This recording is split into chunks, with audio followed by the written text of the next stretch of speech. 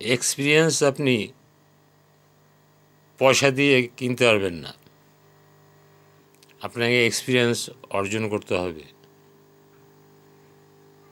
List তৈরি করে প্রত্যেকের বাড়িতে যদি আপনি যান, 100 লোকের বাড়িতে কিংবা 50টা লোকের বাড়িতে, 50 রকম কথা শুনবেন, 50 রকমের আলোচনা শুনবেন, তাতে যে ফলাফলটা পাবেন সেইটাই আপনার এক্সপিরিয়েন্স। সেই এক্সপিরিয়েন্স আপনার গোটা জীবন কাজে লাগবে।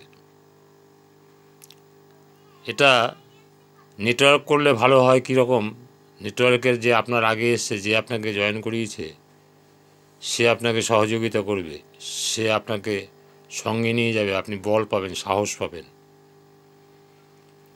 তাহলে আপনার একটা এক্সট্রা এক্সপিরিয়েন্সের দখল হয়ে গেল এই নেটওয়ার্কটা করতে গিয়ে। সেই এক্সপিরিয়েন্সের মূল্য কিন্তু বহুত। এবং আপনার যদি সিক্স সেন্স থাকে, ভালো থাকে, তাহলে আপনি সব কিছু খুব চটজলদি ক্যাচ করতে পারবেন। চটজলদি ক্যাচ করাটাও কিন্তু বিশাল ব্যাপার। একটা গাড়ির মুভমেন্ট দেখে বোঝা যাবে গাড়িটা কোন দিকে যাবে, একটা লোকের মুভমেন্ট দেখে বোঝা যাবে লোকটা কী করতে চাইছে, কী বলতে চাইছে। এই যে সিক্স সেন্স আপনাকে কাজে লাগাতে হবে।